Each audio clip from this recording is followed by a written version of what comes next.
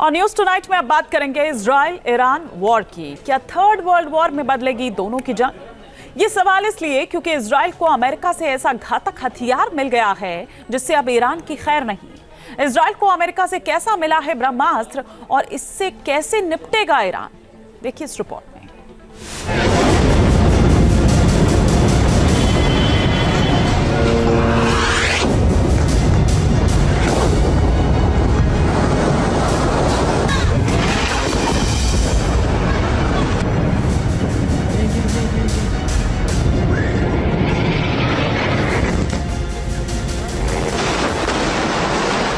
अब बेअसर होंगी ईरान की मिसाइलें। हवा में खाक हो जाएंगे रॉकेट्स। ईरान पर कहर बनकर टूटेगा थार। इजराइल के पास अमेरिका का ब्रह्मास्त्र। ईरान की तबाही अब तय है। इजराइल पर विध्वंसक हमले की प्लानिंग में जुटा ईरान खौफजदा है।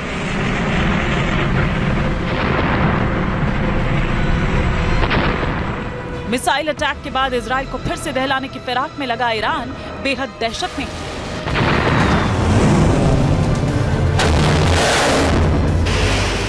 जंग में पुतिन का साथ मिलने से जो नेतन्याहू को फाइनल वॉर की चेतावनी दे रहे थे, उन खामेनेई की हवाइयां उड़ चुकी हैं। आखिर वो क्या है जिसने ईरान की टेंशन बढ़ा दी? वो क्या है जिससे इजराइल की ताकत कई गुना बढ़ गई है? तो वो है अमेरिका का third anti missile system. Iran के खिलाफ अमेरिका का ये बाहुबली मैदान जंग में उतरने को बेताब है। अमेरिका ने इजराइल को अपना ये ब्रह्मास्त्र दिया है और अब ये जंग में उतरेगा तो दुश्मन की खैर नहीं। ये एंटी मिसाइल सिस्टम इतना खतरनाक है कि ईरान के रॉकेट और मिसाइल हवा में ही तबाह हो जाएंगे। थर्ड ऐसा सुरक्षा कवच है जिससे इजराइल का आसमान और भी महफूज हो जाएगा।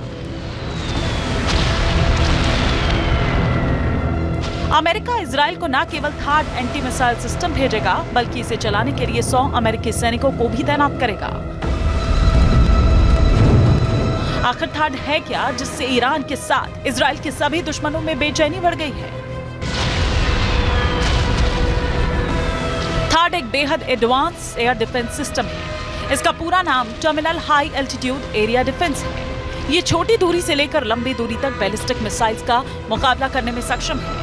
ये वायुमंडल के भीतर और बाहर दोनों जगह टारगेट को रोकने में सक्षम है। ये आसमान से आती हुई मिसाइल को हवा में मार गिराता है। इसे चलाने के लिए 100 जवानों की जरूरत होती है। ये 3000 किलोमीटर तक की दूरी के खतरे को भांप लेता है। इसका मतलब ये है कि पूरा मिडिल ईस्ट ही इसकी जद में होगा। थर्ड मिसाइल सिस्टम के 4 मुख्य पार्ट होते हैं।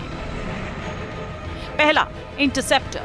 ये मिसाइलों से टकराकर उनको हवा में ही नष्ट कर देता है। दूसरा, लॉन्च व्हीकल।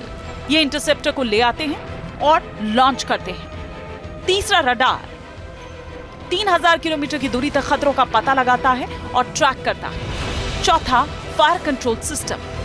इंटरसेप्टर के लॉन्च और टारगेटिंग को यह समन्वित करता है।